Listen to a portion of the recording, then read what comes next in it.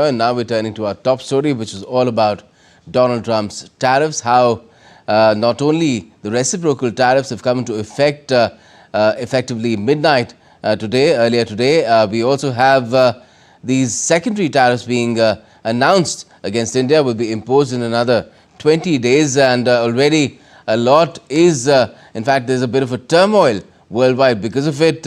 We've had Switzerland trying to get these reciprocal tariffs reduced or sort of waived, but that's not succeeded.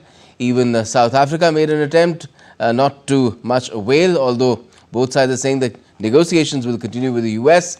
And that's the refrain for perhaps India as well, although that's not been spelt out in the kind of protest, strong protest with a sense of outrage that India expressed very soon after really those secondary tariffs were announced. Dr. Nilanjan Banik is with us, senior economist, who's joining us from Washington, D.C. Good evening to you, Dr. Banik. What do you make of what's happening in terms of how this is going to impact not just global trade, but even it's changing the way nations deal with each other at a geopolitical level? I don't think it's going to impact if you are looking into India as a country. When it comes to the impact of tariff, let's try to understand, let's try to break it down. If I'm looking into India, the amount of exports which are going to the US, we are actually contributing 18% of our total exports are actually going to the US. Now, which are the items which are likely to get hit? Because not all the items are coming under tariff. Now, people are talking about textiles and gems and jewelry.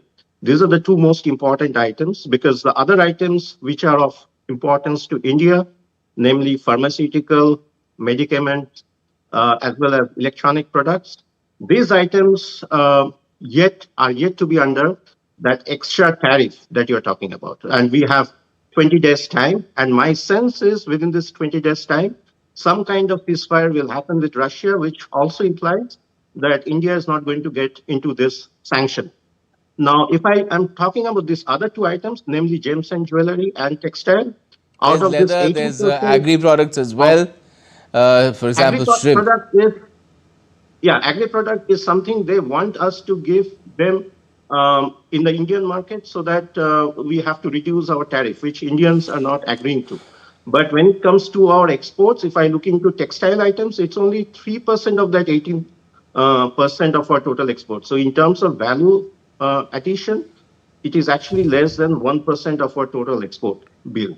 So in that way, I don't think it's going to impact much of our textile exports. What India can do for gems and jewelry, we can actually shift our production base to other countries, for instance, to Mexico, for instance, to UAE, because earlier what we have seen China has been doing is whenever they are getting under this tariff war, they were actually shifting their production base and trying to re-export their same items to US through third country, for instance, Mexico, Canada, and even Latin American countries. So India can take up this strategy of exporting, in particular, gems and jewelry items from countries like UAE. You should also note that after the sanctions from Russia, we have actually started importing lots of rough diamonds. Rather than importing it from Russia, we are actually now importing from UAE. So in a way, we can actually set up our base in UAE and start exporting our gems and jewelry from UAE to get outside this tariff thing. Also, I should mention, this is not the first time Mr. Trump has come up aggressively against Indian exports. You will also see in his first tenure as the president, he called India as the tariff king, and he has actually removed India from the GSP list, Globalized System of Preference. Yes. And what has happened after that, you will find that impact on Indian export was not that great. So my sense is even now, although there are lots of sound talk about this Trump tariff, eventually nothing much is going to happen.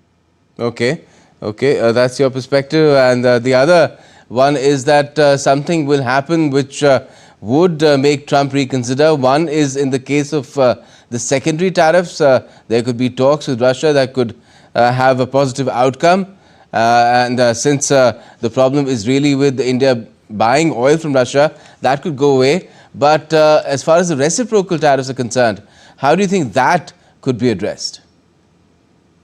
See, already India's tariff is quite high. So even if I'm going for a reciprocal tariff, it actually implies that India has to cut down on its tariff. So, but what the Americans are wanting at this point of time is to get market access in terms of agricultural items. And that is not going to happen for the simple reason we have still close to 50% of our population earning their livelihood from the agricultural sector. And if we were to open up this agricultural sector as well as the dairy sector to the American farmers or for that who are otherwise highly subsidized.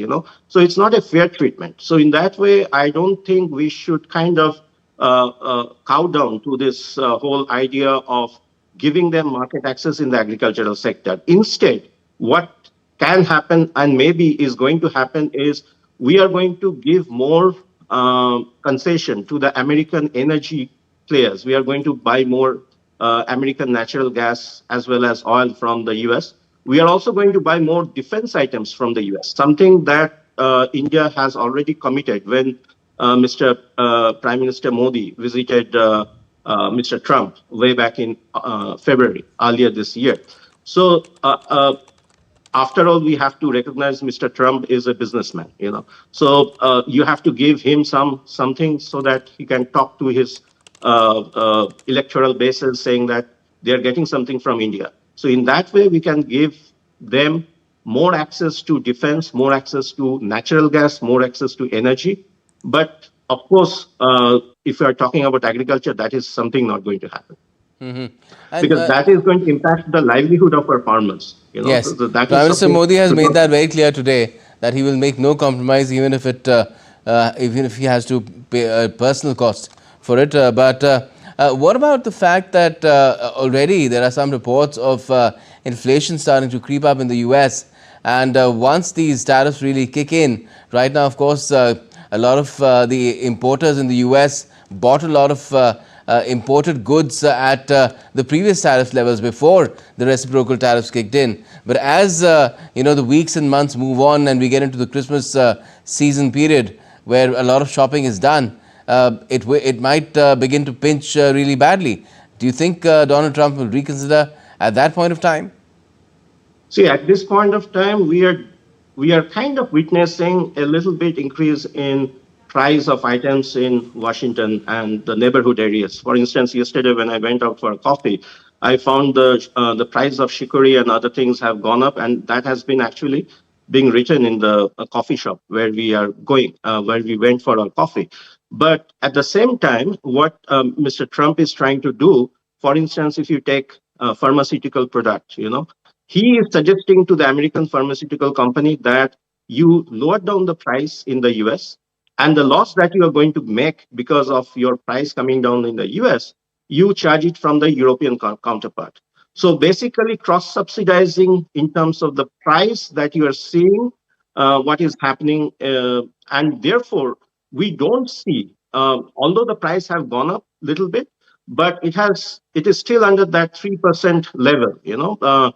And maybe you should also give kudos to Jeremy Powell, the Fed chairman. He has been able to contain the inflation that we see in the US. So what Trump is basically trying to do, because he has started now getting lots of revenue that is getting generated from the tariff, he is trying to cut down on the American tax, and tax also contribute to the domestic tax also contribute to the inflation. So it's like you are actually increasing the price in certain sector and using that tariff or revenue and try to reduce by giving subsidy to some other sector. So net, as of now, we are not seeing that much increment in prices that otherwise should have happened because of increase in tariff. All right. Well, that will take some time to kick in. He even talked about giving some sort of a dividend to the people from the increased revenue from tariffs. But he's presuming that this increase that has been recorded at the moment, because again, like I said, importers bought stuff in bulk before the reciprocal tariffs kicked in. Once this sort of an effect goes out, prices will have to be spiked by those who are exporting to the US, and then the consumers will feel the pinch, and perhaps they will stop buying these more expensive goods. The revenue that is anticipated to go up will not go up, and of course the benefits that Donald Trump thinks will accrue to the American people, that he can pass them on, perhaps will also vaporize. We'll see what happens. Thanks a lot for joining us, Dr. Banik. Thank you.